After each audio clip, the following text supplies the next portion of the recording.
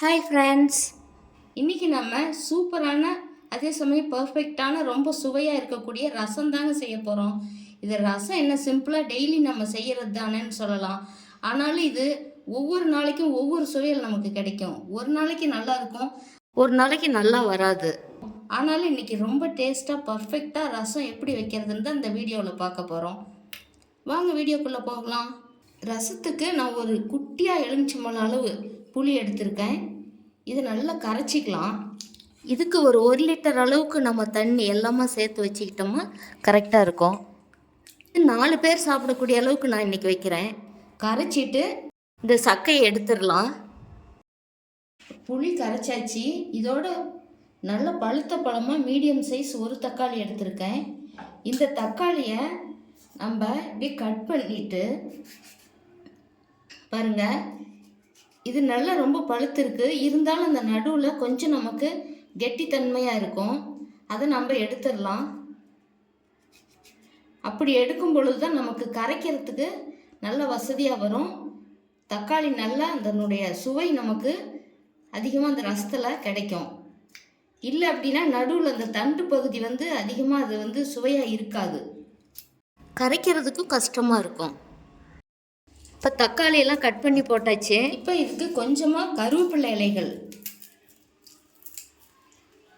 கிள்ளி போட்டுக்கலாம். இதோட கொஞ்சம் கொத்தமல்லி இலைகளையும் நல்லா பொடியாக பிச்சு போட்டுக்கலாம்.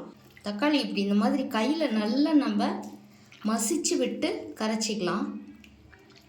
இந்த தக்காளி நல்லா மசியணும், அப்போ தான் நமக்கு ரசம் நல்லா சுவையாக இருக்கும், நல்லா அந்த புளிப்பு சுவை கிடைக்கும். அதோடு இந்த கொத்தமல்லி இலைகள் போடும்பொழுது அதனுடைய வாசனை நமக்கு ரசம் ரொம்ப வாசனையும் சுவையாகவும் இருக்கிறதுக்கு இந்த கொத்தமல்லி இலைகளையும் இதோடு சேர்த்து கரைக்கணும். இந்த கருவேப்பிலை கொத்தமல்லி இலைகள்லாம் சேர்த்து இந்த தக்காளியில் கரைக்கும் பொழுது ஒரு நல்ல ஒரு மணம் வரும். இப்போ ஒரு மிக்சி ஜாரில் 1 ஸ்பூன் மல்லி விதை போட்டுக்கலாம். 1 ஸ்பூன் மிளகு சேர்த்துக்கலாம். 1 ஸ்பூன் மிளகு சேர்த்துனா அதுக்கு 1.5 ஸ்பூன் ஜீரகம் சேர்த்துக்கணும். இது சரியான அளவுகளாக இருக்கும். ஒரு 10 வெந்தயம், இது வாசனைக்காக சேர்த்துக்கலாம். வெந்தயம் அதிகமாக போயிட்டால் ரசம் கசப்பு தன்மை ஆகிடும்.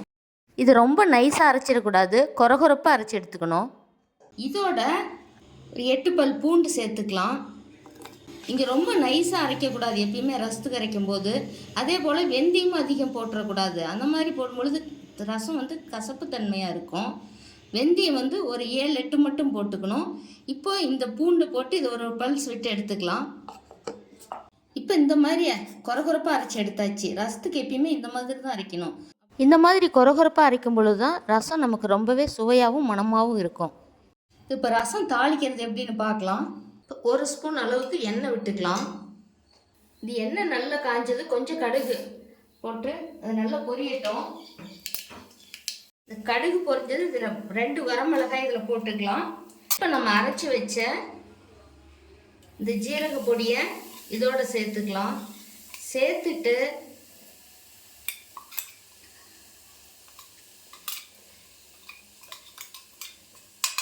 இது லேசாக அப்படி ஒரு பெரட்டிக்கலாம். பாருங்க, ரொம்ப இது ஹீட்டில் இருக்கக்கூடாது. இதுக்கு ஒரு பச்சை மிளகாயை நான் 4ஆக கீறிட்டு போடுறேன். காரம் இதில் அதிகமாக வேணும்னா இந்த வரமிளகாயை நீங்கள் கிள்ளி போட்டுக்கலாம். நான் முழுசாகவே அப்படியே போட்டிருக்கேன். இப்போ இதை அப்படி ஒரு பெரட்டு மட்டும் பெரட்டிட்டு நம்ம கரைச்சி வச்சுருக்கிற இந்த புளி கரைசலை இதனோட சேர்த்துக்கலாம். இது இப்போ தேவையான அளவு உப்பு போட்டுக்கலாம். மஞ்சள் தூள் கொஞ்சம் சேர்த்துக்கலாம். இப்போ இது அப்படி லேசாக கலக்கணும். ரொம்ப நம்ம ரசத்தை கரண்டி விட்டு இது பண்ணக்கூடாது. இப்போ இதுக்கு கொஞ்சமாக பெருங்காயத்தூள் சேர்த்துக்கலாம். ரொம்ப போட வேண்டாம், கொஞ்சம் போட்டால் போதும். ரொம்ப போட்டால் கசப்பு தன்மை ஆகிடும் ரசம். இப்போ இந்த ஸ்டேஜில் கொஞ்சமாக கருவேப்பிலை இலைகளை கிள்ளி போட்டுக்கலாம்.